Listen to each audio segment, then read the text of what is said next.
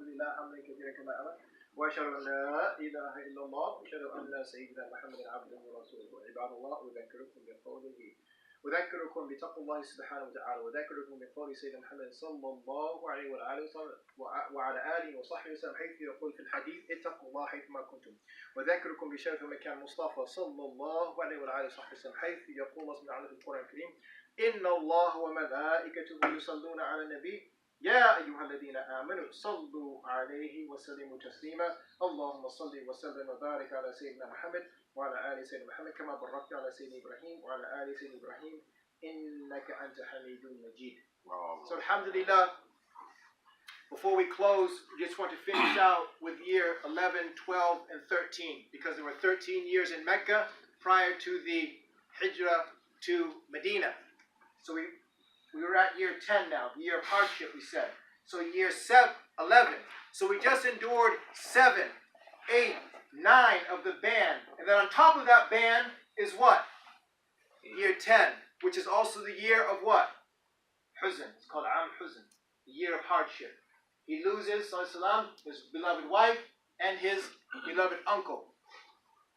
And it's also the year of what? It's the year of Ta'if.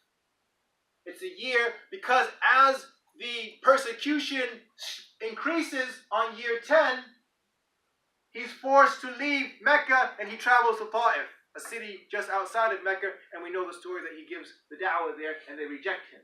So this is all happening in that time, 7, 8, 9, 10. What happens in 11? 11 is the gift. What happens in 11? 11 is Isra and Mi'raj. Prophet Islam is called into direct divine presence of the Creator of the Lords of the worlds. In the narration it says that he stood 2 bow lengths from Allah subhanahu wa ta'ala, however that is. The distance between him and the Creator of the heavens of the world, he is brought into the divine presence of Allah subhanahu wa ta'ala. After hardship is ease. After hardship is ease, a promise of your Lord. That's the Isra. So if you look at the seerah now, and you understand, you see the ebb and flow.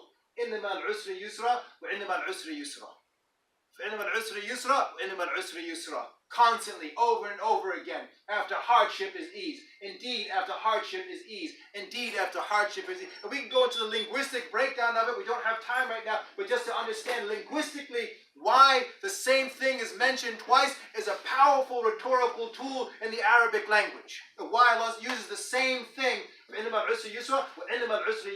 the same words that are used there. It's to show you how important it is right now to understand that indeed, certainly, don't get it twisted, don't have a doubt that after hardship you will experience ease. That's really what that verse is yelling at you.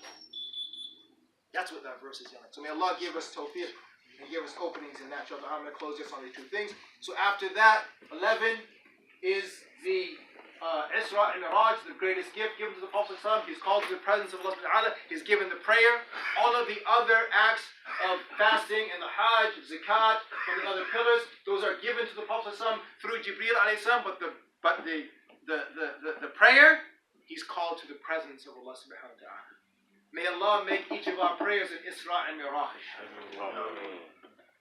12 is the Aqaba Treaty. What's the Aqaba Treaty? The Aqaba Treaty in 12 is more ease from Allah subhanahu wa ta'ala after the hardship. It's when they give the pledge for the Prophet to come to Yemen and that the Ansar will protect him. That they will protect him in Yemen. And then in 13 is when it all begins. 13 is a year that he makes Hijrah sallallahu alaihi wasallam with Abu Bakr, and we know. So this is just something about understanding hardship in the time that we're living in right now, but we're looking at, rethinking, reanalyzing our seerah.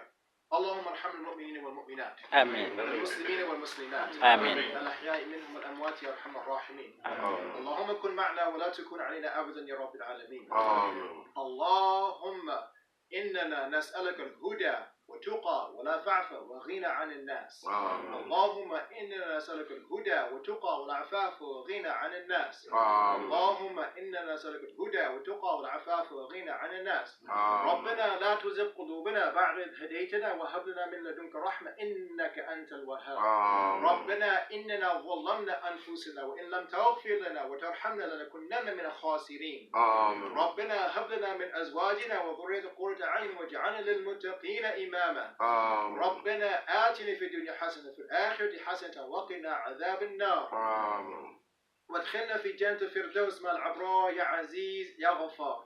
اللهم من يريد خير لهذه أمتي محمدية فوفقنا كل خير، ومن يريد غير ذلك فخذه أخذ العزيز المقتدر يا رب العالمين. إنك على كل شيء قدير وبحمدي جدير. اللهم إننا نسألك خير ما سألك به سيدنا محمد صلى الله عليه وسلم، ونعوذ بك من شر ما استعاذك به سيدنا محمد صلى الله عليه وآله وصحبه وسلم. اللهم وفقنا بما تحب ما ترضى يا رب العالمين. اللهم وفقنا بتلاوة كتابك آناء الليل وأطراف النهار يا رب العالمين. اللهم اجعل القرآن ربيع قلوبنا وشفاء صدورنا ونور في قبورنا يا رب العالمين. اللهم ارحم موتانا يا رب العالمين. اللهم ارحم موتانا، اللهم ارحم موتانا واشفي مرضانا، اللهم اشفي مرضانا، اللهم اشفي مرضانا يا رب العالمين. اللهم ارحمنا فوق الارض وتحت الارض ويوم نكون بين يديك يا رب العالمين.